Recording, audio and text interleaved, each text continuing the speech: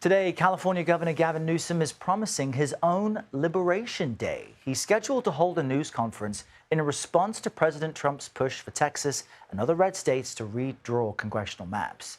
Newsom wrote on social media, you see it right here, Donald Trump is about to have a very bad day. In a separate post, he announced California will move forward with its own redistricting plans.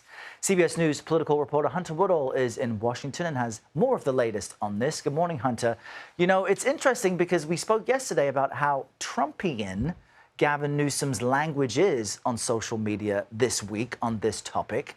And he's got this press conference coming up. So what is his strategy? What should we expect?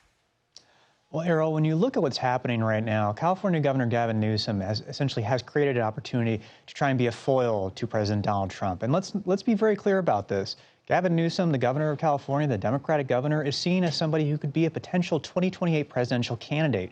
Democratic voters are often voters who are looking to see how Democrats are fighting back.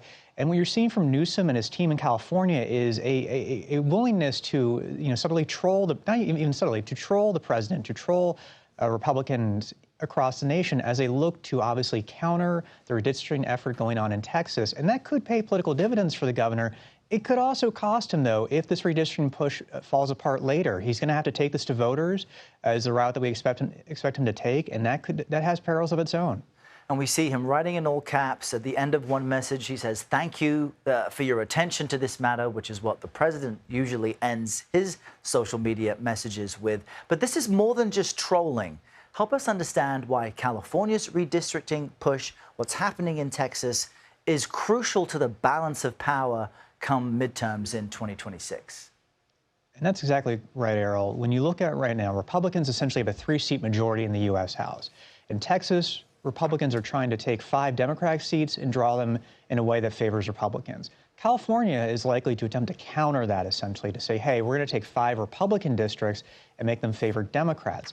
All these numbers essentially show is this has major implications for who could control the U.S. House after the 2026 midterms. This could essentially be a referendum on Donald Trump's presidency, and also if Democrats are able to win back the House, this could really curtail what Trump and his allies in Washington can do in the final 2 years of his second term.